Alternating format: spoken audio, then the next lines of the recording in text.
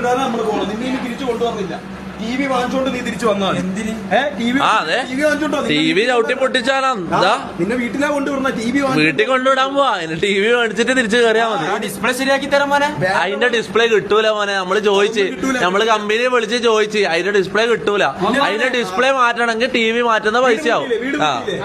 ഇനി നിന്റെ അടുത്ത് കാര്യം പറയാല, നമുക്ക് കേസൊന്നുമില്ല. നിന്നെ കൊണ്ടുവിടാൻ വേണ്ടിട്ട് നമ്മൾ പോണത്. അതിനാ നമ്മൾ എന്റെ ഡ്രസ്സും മാക്ബുക്കും ഇതൊക്കെ അവിടെ ഉണ്ട്. അതൊക്കെ നീ TV കൊണ്ടുവച്ചിട്ട് നീ എടുത്തോണ്ട് പോയിക്കോ.